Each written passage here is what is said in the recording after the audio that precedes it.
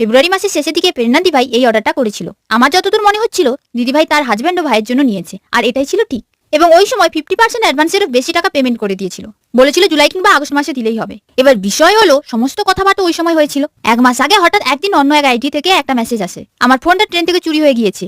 তারপর আমি অনেক দিন ধরে আপনার আইডিটা খুঁজছিলাম, অবশেষে আজ পেলাম, তাই মেসেজ দিলাম। আপনাকে মেসেজ করেছিলাম, মনে আছে কিনা দেখবেন।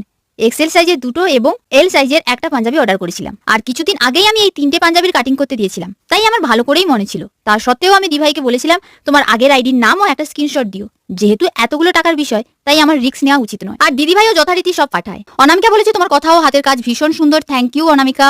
তোমরা সবাই এত সুন্দর কমেন্ট করো, সবাইকে থ্যাংক ইউ সো মাচ। এই 3টে পাঞ্জাবির মধ্যে সব থেকে নিখুঁত ও খুঁটিয়ে খুঁটিয়ে কাজ ছিল হলুদাতে। বলতে পারো আমার তো ইরিটেট করছিল কখন আমি শেষ করবো এই পাঞ্জাবিটা, এইরকম মনে হচ্ছিল, আর অনেক সময় গিয়েছে বানাতে। দিদিভাই তো সবগুলোই খুব সুন্দর পছন্দ হয়েছে। তোমাদের কেমন লেগেছে জানিও। দেখা হচ্ছে কালকে।